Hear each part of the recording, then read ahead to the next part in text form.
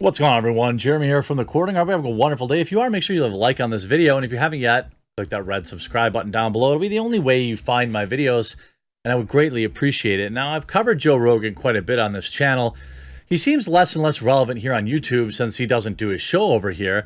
But I do think he's an important pundit, an important voice for personal liberty.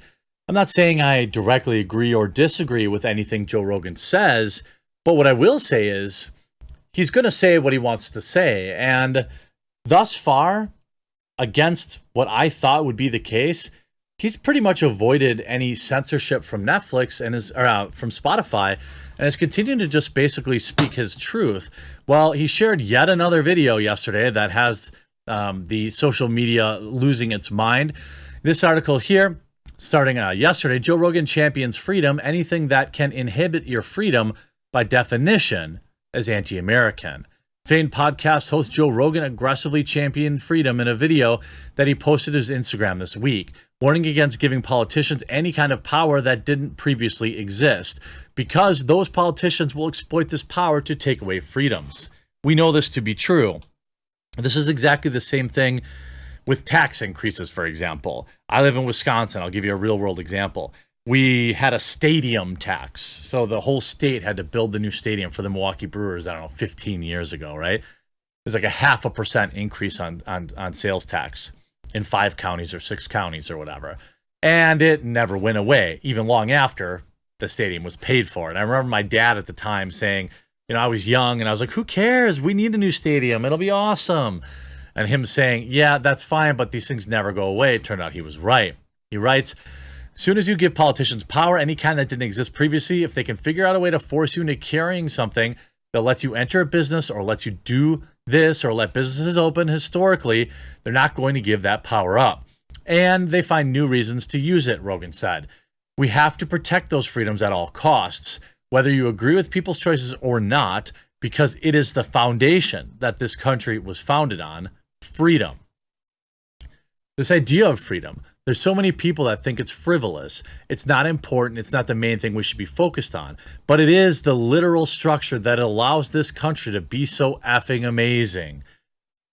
He continued, every single country that's ever existed, other than the United States, up to 1776, every effing country that ever existed was run by dictators. All of them. This is the first American experiment in self-government that actually worked. And he created the greatest superpower the world's ever known. It created the greatest cultural machine, the greatest machine of art and creativity and innovation right effing here. And how do they do it?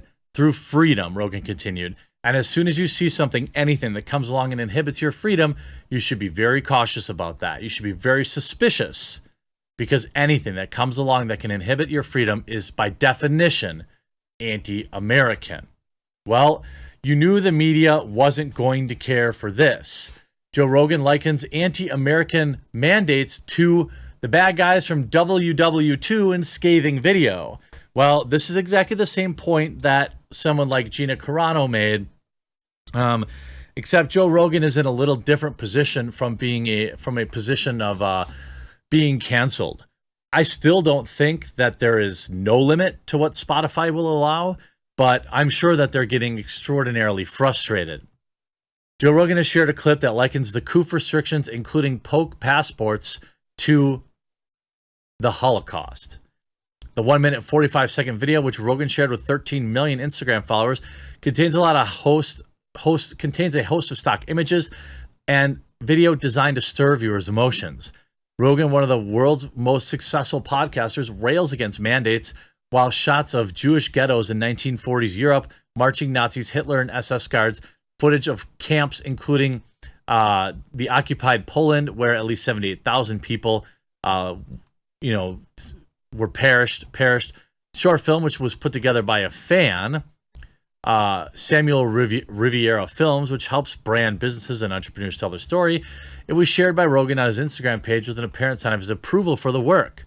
The clip was dubbed with a voiceover of Rogan himself, made from audio clips of the Joe Rogan Experience, in which you could be heard railing against the potential dangers of mandates and authoritarianism. Look, we all know, everybody knows by now where everyone sits and feels about the poke, okay? My position has been very public and has not changed once ever. It is not my business what you do with your body. I believe strongly that is your body, your choice, and that's the start and end of it. The idea that governments could mandate this is shocking and should be opposed at every possible avenue. And that isn't to give any approval or disapproval of what they're trying to mandate. I don't care. Like, if you do you, and I don't want to know about it, I don't care about it. And the idea that there are so many people out there tutting down their nose, like Ethan Klein and Hassan laughing at people who die from this, is sickening. I think people need to just, the internet has trained a lot of people like myself to think that a lot of people give a damn what I have to say. And I think we need to go back to a simpler time where we just keep certain things to ourselves. Joe Rogan, he's had the coof, but let's not forget the dude is in peak physical condition. He's also has access to the kind of medical treatment that any one of us could only dream of. So for him to beat it so easily, it's probably a lot easier than me, say a guy who's 100 pounds overweight. You have these type of things come up, and every situation is different. That's why I don't want to talk. That's why I don't want to pass judgment on anybody for making decisions of what to do. But it's always interesting to me that the people who spazzed out who lost their minds about authoritarianism from the year 2016 and to 2020, suddenly are licking the boot of it and begging for it, saying, govern me, daddy, please. I need a list of my neighbors who have this thing, and I need to have them be othered in society. It's messed up. These are the same people that for 4 years told you Donald Trump was gonna, put members of the LGBTQ community into camps. Okay, these are the same people. Now they're like, govern me, daddy, govern me harder. Yeah, and by the way, I think that this is a dangerous thing to ever compare to. You just don't really want to compare anything to what happened in that era of Germany. But there are parallels, okay?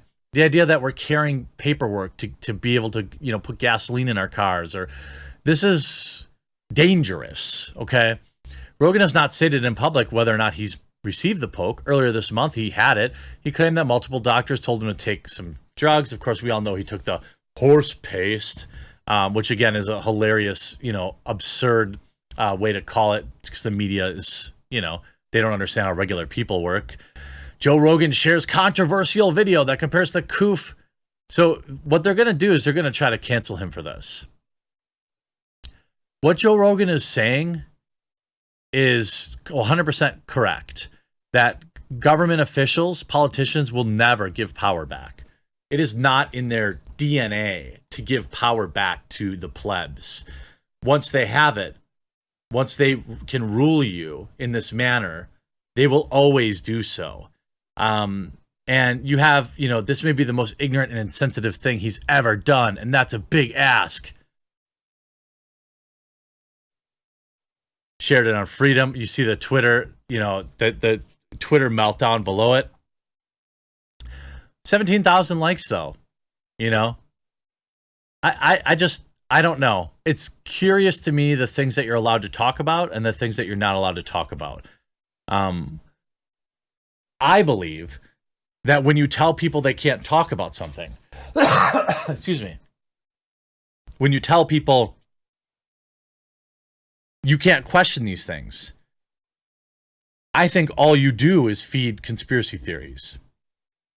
And all you do, I have a hard time believing you care about fake news when you're telling people what they can and can't discuss in public.